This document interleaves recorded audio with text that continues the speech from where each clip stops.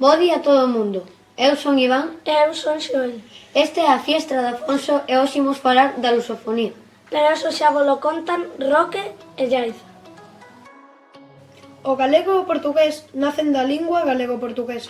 Esta empregouse en todo o territorio peninsular como lingua de cultura desde o século IX até finais do século XIV. Ata un monarca como Afonso X Sabio, que dá nome ao noso instituto, escribiu as cantigas de Santa María en galego-portugués. A historia fai que as dúas linguas se vayan distanciando, pois Portugal convértese en reino independente e Galicia pasa a depender da coroa de Castela.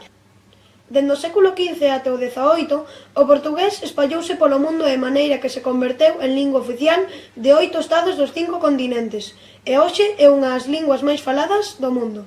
En todos os territorios convive coas linguas autóctonas agas en Portugal. Nós, como galegas e galegos, podemos comunicarnos con eses territorios moi facilmente. No continente africano temos Angola, Mozambique, Cabo Verde, Guinea-Bissau, Guinea Ecuatorial e São Tomé e Príncipe. En Asia, Timor, Macao e poboacións da India como Goa. En América, o Brasil. A relación entre Galicia e o Brasil é moi antiga. O gaiteiro Carlos Núñez foi aló a procura de información sobre o seu bisavó e atopou cousas sorprendentes que reflectiu no documental Brasil somos nós. Nesta viaxe non só atopa novas do bisavó, senón que encontra tamén restos das relacións musicais entre Galicia e Portugal, revividas do contacto con outras culturas como a africana. Ímolo ver nos seguintes cortes do documental do que estamos a falar.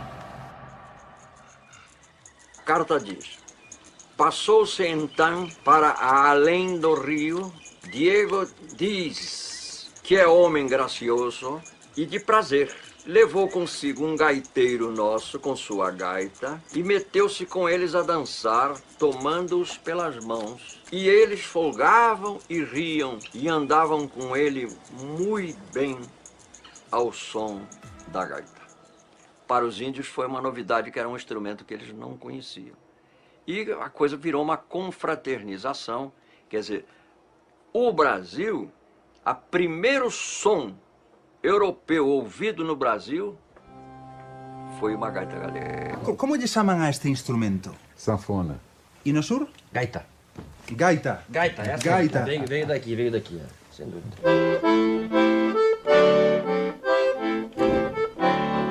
A música da Sabranca é unha música moito antiga. Muito antigo. Mais antiga ainda que Gonzaga. Muito mais.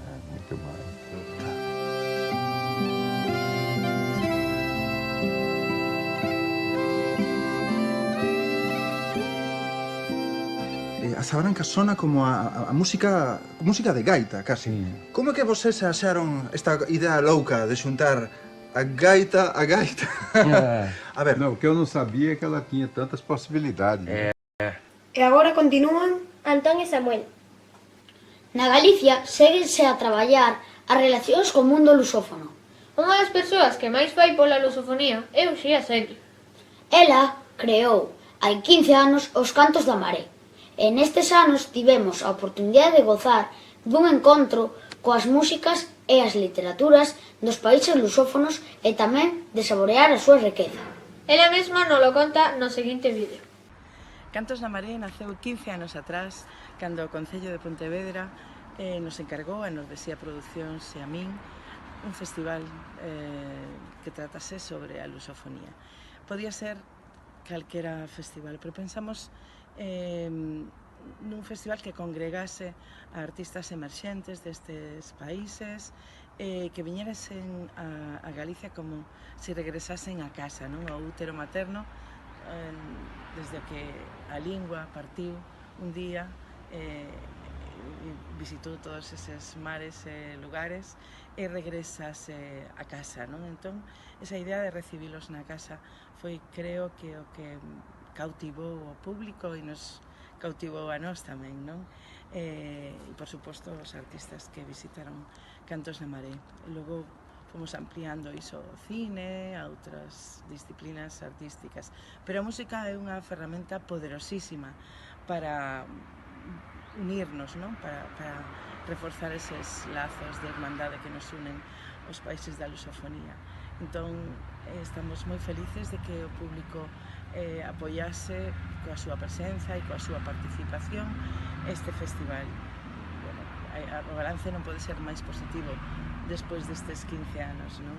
15 anos de fidelidade, 15 anos de comunicación e 15 anos descubrindo novos artistas e o máis importante, creando xuntos entre xente de aquí e deses territorios, creando pois, novos proxectos e tamén pois, unha complicidade que nos parece moi especial, non? Para que Galiza se abra paso nese mundo e nesa familia de millóns de falantes, non?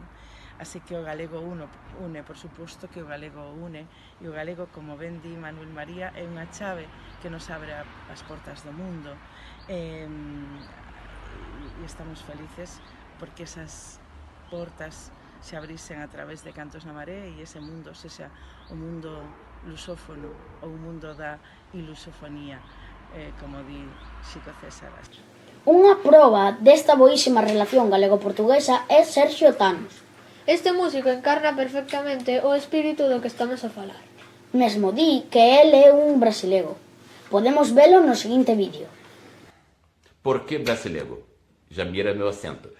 Depois de 4 ou 5 anos de Galícia, de tocar com vários artistas de Galícia, de fazer meus projetos em Galícia, um dia me pararam na rua e perguntaram esse meu acento raro, eres português, brasileiro, o que eres? E me surgiu, de repente, essa expressão, pois eu não sou nada, eu sou um brasileiro, que é uma fusão de brasileiro com galego. E, na verdade, aqui sou, de verdade, um brasileiro. Mas non rebatan aquí as relacións galego-portuguesas. Temos outras mostras culturais que son propias da nosa tradición e da súa. A regueifa, por exemplo, é a expresión galega de improvisación oral en verso, que se converte no repente en Portugal. Pero este tema tratarémolo no seguinte programa. Ata a próxima.